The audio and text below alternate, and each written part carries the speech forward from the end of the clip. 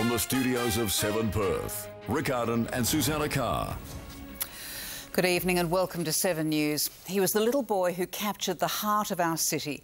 Sam Trott, the missing 2-year-old boy with autism, whose disappearance prompted so many offers of help, police eventually had to turn an unprecedented number of volunteers away. Tonight, the worst news imaginable, with a tragic end to the search for Sam. His little body discovered 600 metres from his home. Geof Parry is in Landsdale, where police divers made the heartbreaking find. And Geoff, you're at a shrine that's been growing throughout the day.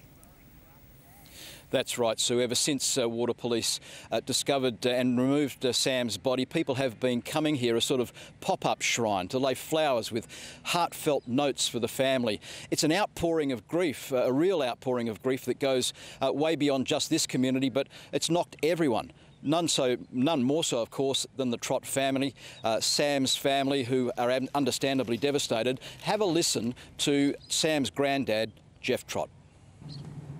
Sam was so dear to us all, and his premature passing is a tragedy we're still struggling to deal with. He was a happy, affectionate and loving child with an infectious smile, and he brought so much sunshine into our lives. Geof Trott there, Sam's granddad, just a few hours after everyone learnt that his grandson was dead. The family are understandably shattered, so is the community. Everyone wanted to find him, but not this way. Rob Scott was there. They came with so much hope. Hundreds of volunteers praying little Sam Trott was just hiding somewhere, but it wasn't to be. Like a wave of misery, grief swept through the crowd. They'd just been told the toddler's body had been found in a lake 100 metres away from where they stood. All the family are being comforted in their house. Thank you for coming. Thank you for offering the police and the SES about to deal with the matter. My heart just broke. It sank so deep. Just knowing that there's a little boy and he's lost. Some didn't know how to process their feelings, so they did what came first. They sang Sam's favourite song. It's on the bus, go round and round, all day long. I hope that bus has taken him to a better place. He's on the yellow bus now. A happier magic yellow bus, remember? Police divers found the little boy's body at 9:42 this morning, in the same lake they searched the day before. The toddler's grandfather, Geof, was there when they made the awful discovery. Somehow, he found the strength to say thanks to all who tried to help. Our heartfelt gratitude to the police, the SES and all the other volunteer and government agencies who assisted so ably in the search for our beloved Sam.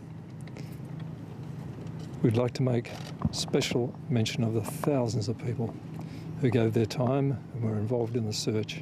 Sam could not have been blessed with more devoted parents than Matt and Lyndall, who have loved him unconditionally since the day he was born. They're devastated. As with all parents, they have strived to give him the best life possible. And since his diagnosis of autism, they've been unrelenting in their quest to create every opportunity for him to thrive and fulfil his potential. Community spirit shone through this morning when hundreds of volunteers signed up to search for Sam. Some knew him, most didn't.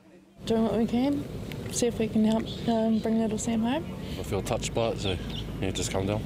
Volunteers travelled from as far away as Rockingham. So many, police had to turn some away. In 30 years, this is the first time in the metro area I've seen a massive response in regional WA, but this is unbelievable and unprecedented in our metropolitan region. Through the night, complete strangers gave up sleep to walk the streets, looking for little lost Sam. Most spurred on by these words from his mother. I heard the fridge door beep because he was in the fridge, and I said, shut the door, Sam.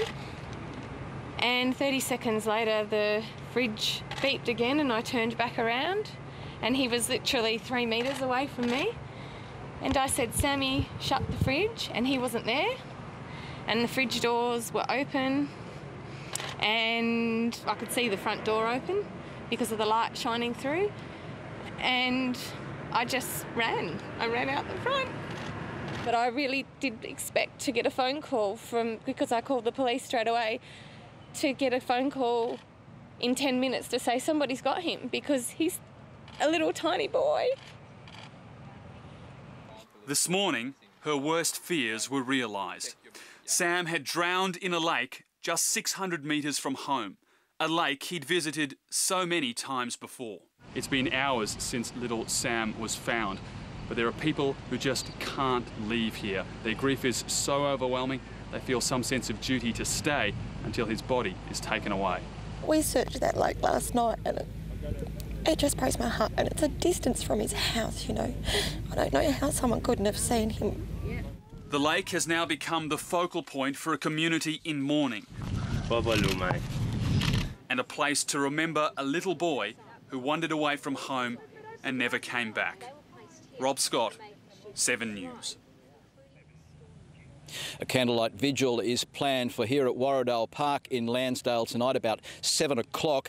Sam's grandfather, Geof Trott, has thanked the public for their overwhelming response today, but he suggested if instead of flowers people would like to pay tribute, that they make a donation to the WA Autism Association.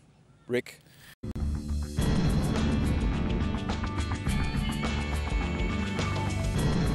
Seven News, the pulse of Perth.